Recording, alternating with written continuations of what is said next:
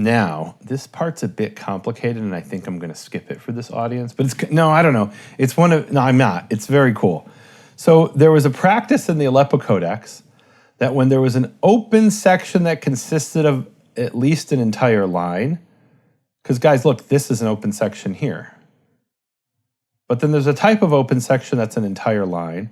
If that open section was at the end of a column, it could be confusing. You might just think, well, the column ended here. There's no open section. So he put the letter nun with a dot over it in the open section. Okay.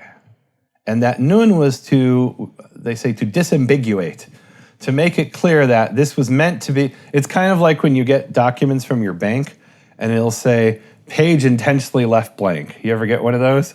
Absolutely. Right? Like, I don't even know why they do that, but they'll say page intentionally left blank. So this nun indicates line intentionally left blank. This was the practice in the Aleppo Codex. What we don't know for certain is whether this was done by Shlomo ben Buya or Aharon ben Asher.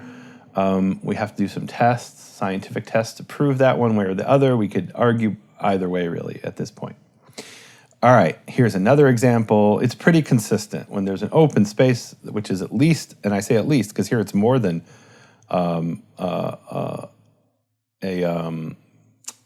whole line, right? By the way, why didn't he suffice with this and then begin the new section here? Because he felt it wasn't enough, right? There are some legal definitions that I don't know that he was aware of, but he has his own kind of sense of, hey, there's not enough space here. I need more space to indicate there's an open section, like a nice, beautiful, big space like this. So I'm going to leave the whole line blank along with this little space and then put the new section here. So I'm going to put a nun here so you don't think, well, that's just the end of the column, right? Meaning the column might have ended here. Okay.